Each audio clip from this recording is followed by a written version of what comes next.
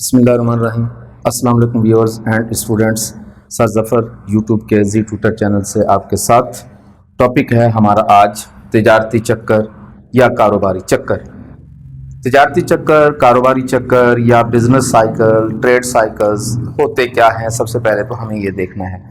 تو اسٹوڈنٹس، پہلی بات تو یہ ہے کہ آپ نے کبھی ہسٹری کا مطالعہ کیا ہوگا تو آپ کو اس بات کا اندازہ ہے کہ دنیا کی کوئی بھی قوم ہمیشہ عروج پر نہیں رہی، نہ دنیا کی کوئی قوم ہمیشہ زوال پر رہی۔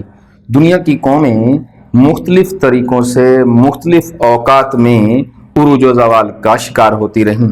جو قوم عروج پہ گئی وہ کہیں نہ کہیں زوال پر بھی ضرور گئی، اور جو قوم زوال پر تھی وہ کہیں نہ کہیں عروج پر بھی ضرور گئی۔ موجودہ حالات میں بھی آپ دیکھتے ہیں کہ قوموں کا عروج و زوال جاری ہے، اور یہ عروج و زوال تا قیامت جاری رہے گا۔ ایسا نہیں ہو سکتا کہ دنیا کی کوئی بھی قوم ہمیشہ زوال پر رہے یا دنیا کی کوئی بھی قوم ہمیشہ عروج پر رہے۔ تو آئیے ہم دیکھتے ہیں کہ ٹریڈ سائیکل اور بزنس سائیکل۔ دراصل دنیا کی کوئی بھی قوم عروج و زوال کے لیے اچانک نہ تو زوال پر جاتی ہے اور نہ ہی عروج پر جاتی ہے۔ زوال پر جانے کے لیے بھی اسے کچھ مراحل طے کرنا پڑیں گے، اور اسی طریقے سے عروج پر بھی جانے کے لیے اسے کچھ منازل طے کرنا پڑیں گی۔ تو عروج و زوال کی یہ کہانیاں دراصل 4 مختلف مراحل سے ہو کر گزرتی ہیں۔ ان 4 مختلف مراحل کو بھی ہم آج ڈسکس کریں گے۔ یہ 4 مختلف مراحل کیا ہیں، ان کو ہم دیکھتے ہیں۔ نمبر 1، کوئی قوم عروج پر جائے گی تو تنزلی پر بھی جائے گی، پھر زوال پر بھی جائے گی اور بحال بھی ہوگی، اور بحال ہونے کے بعد دوبارہ عروج پر چلی جاتی ہے۔ تو اسٹوڈنٹس، ہم سب سے پہلے تو عروج سے بات شروع کرتے ہیں۔ تو اگر کوئی قوم عروج پر چلی جاتی ہے تو وہ اس وقت اس قوم کی معاشی حالت انتہائی اسٹیبل، اسٹرانگ، مضبوط ہوتی ہے۔ چاروں طرف روزگار کا، خوشحالی کا دور دورہ ہوتا ہے، بے روزگاری کا، غربت کا نام و نشان نہ ہونے کے برابر ہوتا ہے۔ یہ وہ زمانہ ہوتا ہے جب پروڈیوسر حضرات اپنی تمام تر صلاحیتیں بھرپور طریقے سے صرف کر رہے ہوتے ہیں۔ ہر طرح کی وافر مقدار میں پیداوار جمع ہو رہی ہوتی ہے، اور یہ پیداوار صرف بن ہی نہیں رہی ہوتی بلکہ مارکیٹ میں اس کی ڈیمانڈ بھی بڑی زیادہ ہو رہی ہوتی ہے۔ تو جیسے جیسے ہم پیداوار کو بڑھا رہے ہوتے ہیں تو ڈیمانڈ بھی بڑھ رہی ہوتی ہے۔ پیداوار بڑھانے کے لیے را میٹیریل خریدنا پڑتا ہے، یوں را میٹیریل بھی بڑی مقدار میں بکتا ہے۔ تو پیدا شدہ مارکیٹ کو بازار میں بیچنے کے لیے مارکیٹنگ عروج پر ہوتی ہے۔ چونکہ لوگوں کے پاس روزگار بہت زیادہ ہوتا ہے، پیسہ ہوتا ہے، خوشحالی ہوتی ہے، لہذا بازار میں موجود چیزیں بڑی آسانی سے بکنا شروع ہو جاتی ہیں۔ کوئی بھی چیز بغیر بکے نہیں رہتی، قیمتیں کافی بہتر ہو جاتی ہیں، منافع بہت اچھے ہو جاتے ہیں، اور عاملین پیدائش کے معاوضے بھی بہت اچھے ہو جاتے ہیں۔ یوں چاروں طرف ملک میں خوشحالی ہی خوشحالی ہمیں نظر آتی ہے۔ لیکن جب یہ خوشحالی یا جب یہ عروج کا زمانہ اپنی انتہا کو پہنچتا ہے تو کچھ پرابلمز آنا شروع ہو جاتے ہیں۔ یہی وہ پرابلمز ہے جس نے اس کو زوال کی طرف لے کر جانا ہے۔ عروج پر جانے کے بعد اس قوم کو زوال کی طرف جانا ہوگا۔ دراصل جب عروج پر جاتے ہیں تو ایک طرف پیداوار کی ڈیمانڈ زیادہ ہو جاتی ہے، عاملین پیدائش پوری طرح کام کر رہے ہوتے ہیں، تو پروڈیوسر حضرات کو ایک طرف را میٹیریل زیادہ چاہیے، وہ کسی قسم کا سستا مہنگا مال خریدنا شروع کر دیتے ہیں۔ دوسری طرف انہیں عاملین پیدائش کی ضرورت ہوتی ہے، وہ ہر طرح کے عاملین پیدائش جو زیادہ اچھے نہیں ہوتے اسے بھی یوٹیلائز کرنے کی کوشش کرتے ہیں۔ پرانی مشینیں جو ہیں اس کو بھی بحال کر کے، ریپیئر کر کے کام پر لے آتے ہیں۔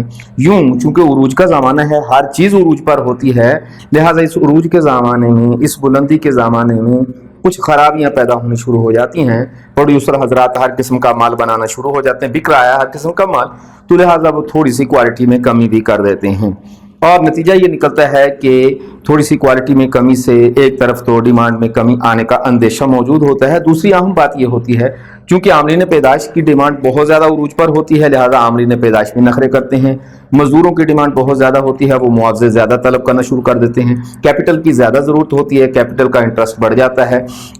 تو یوں ان تمام چیزوں کے بڑھنے سے کاسٹ آف پروڈکشن بڑھ جاتی ہے، اور کاسٹ آف پروڈکشن بڑھنے سے جو ہمارے پاس پروڈیوسر حضرات ہیں ان کا منافع وہ نہیں رہتا جس کی وہ ایکسپیکٹ کر رہے ہوتے ہیں یا جو پہلے موجود ہوگا۔ تو یہ کاسٹ زیادہ ہو جانے کی وجہ سے ان کی چیزیں بازار میں بک تو رہی ہیں لیکن منافع تھوڑا سا کم ہو جاتا ہے، اخراجات بڑھ جاتے ہیں، اور جب اخراجات بڑھ جاتے ہیں تو پھر پروڈیوسر دل برداشتہ ہونا شروع ہو جاتے ہیں، اور اپنے منافع کو کم دیکھتے ہوئے وہ آہستہ آہستہ اپنی صلاحیتوں کو کم کرنا شروع کر دیتے ہیں، پیداوار میں کمی آنا شروع ہو جاتی ہے، اور جیسے ہی پیداوار میں کمی آنا شروع ہوئی تو بے روزگاری بھی بڑھنا شروع ہو جاتی ہے۔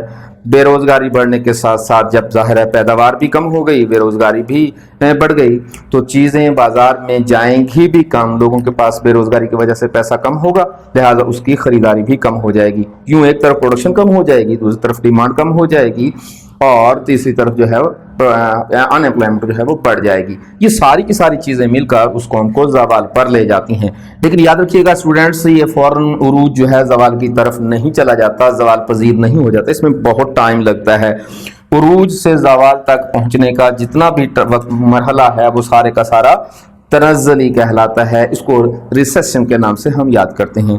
تو بوم سے آپ کے ڈپریشن کی طرف جانے کے لیے ایک اور منزل طے کرنا پڑتی ہے جسے ہم تنزلی کا نام دیتے ہیں، جسے ہم ریسیشن کا نام دیتے ہیں۔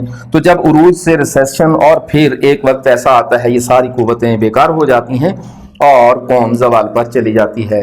زوال ایسی صورتحال ہے جب ملک میں چاروں طرف بدحالی ہے، سرد بازاری ہے، چیزیں بازار میں ہیں بھی نہیں، پروڈکشن بھی بہت ہی کم ہے، لوگوں کے پاس پیسہ نہیں، قیمتیں اور ڈیمانڈ آپس میں میٹ نہیں کر رہی، اور پروڈیوسر حضرات دل برداشتہ ہو کر کاروبار چھوڑ چکے ہوتے ہیں، بے روزگاری انتہا کو ہو چکی ہوتی ہے، بازار میں چیزیں اگر ملتی بھی ہیں تو ان کی قیمتیں ایسی ہوتی ہیں کہ لوگ پیسہ نہ ہونے کی وجہ سے اس کو خرید نہیں پاتے۔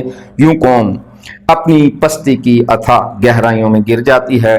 لیکن جب قوم زوال پر جاتی ہے تو چاروں طرف پریشانی ہی پریشانی ہے، غربت بے انتہا ہو جاتی ہے، بے روزگاری بہت زیادہ ہو جاتی ہے، عاملین پیدائش بیکار پڑے ہیں، عاملین پیدائش کو ان کے معاوضے نہیں مل رہے، پروڈیوسر کو ان کے منافع نہیں مل رہے، لوگوں کو روزگار نہیں مل رہا، تو یوں چاروں طرف پریشانی ہی پریشانی ہے۔ یہی وہ دور ہے جو اس کو ہم زوال کہتے ہیں، لیکن زوال ہمیشہ برقرار نہیں رہتا۔ زوال کے بعد ایک نہ ایک دن قوم پھر ترقی کی طرف نکلتی ہے، ایک دفعہ پھر قوم تھوڑا سا حوصلہ کرتی ہے، وہ پروڈیوسر جو دل برداشتہ ہو کر کام چھوڑ چکے تھے کہیں نہ کہیں حوصلہ پکڑتے ہیں اور کام کا آغاز کر دیتے ہیں۔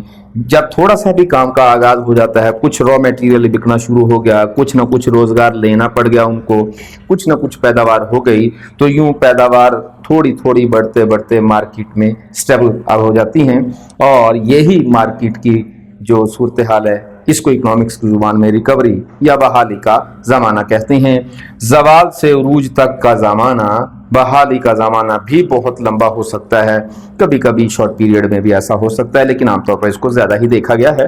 تو زوال پر جا کر قوم سوچتی ہے، آہستہ آہستہ آگے بڑھتی ہے، محنت مزدوری شروع کر دیتی ہے، عاملین پیدائش کو خریدنا شروع کر دیتے ہیں، ٹوٹی پھوٹی چیزوں سے معیشت کو بحال کرنے کی کوشش کرتے ہیں، حکومت کی معاشی پالیسیاں کچھ بہتر ہونا شروع ہو جاتی ہیں، اور ایک وقت ایسا آتا ہے زوال سے نکل کر بحالی، اور بحالی سے نکل کر قوم پھر عروج پر چلی جاتی ہے، اور عروج پر جا کے پھر وہی کہانیاں شروع ہو جاتی ہیں جو پہلے شروع ہوئی تھیں۔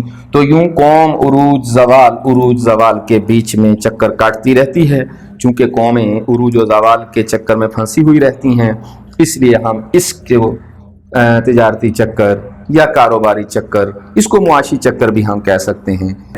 تو یہ معاشی چکر، یہ تجارتی چکر، یہ کاروباری چکر قوموں کی زندگی کا ایک حصہ ہوتے ہیں، اس کے بغیر قومیں چل بھی نہیں سکتی۔ تو اسٹوڈنٹس، یہ چکر آتے کیوں ہیں؟ قوم کی زندگی میں یہ مراحل کیوں آتے ہیں؟ جس کو عروج نصیب ہو گیا تو وہ ہمیشہ عروج پہ رہے نا، وہ قوم کیوں زوال کی پستیوں میں گرتی ہے؟ انشاءاللہ اگلی ویڈیو میں ہم ڈسکس کریں گے کہ قوم کے عروج سے زوال کی طرف جانے کی کہانیاں کیا ہوتی ہیں، کیوں ہم چلتے ہیں۔ انشاءاللہ تعالی العزیز اس کی وجوہات سماجی بھی ہیں، معاشی بھی ہیں، اگلی ویڈیو میں ڈسکس کریں گے۔ تو اسٹوڈنٹس امید کرتے ہیں کہ ہماری ویڈیو سے آپ کو فائدہ ہو رہا ہوگا، سیکھنے کو مل رہا ہوگا۔ پلیز سبسکرائب کیجیے، بیل کا بٹن ضرور دبائیے گا، شیئر کیجیے گا، لائک کیجیے گا، اور اپنا خیال رکھیے گا۔ والسلام، اپنا کامنٹ ضرور بھیجیے گا۔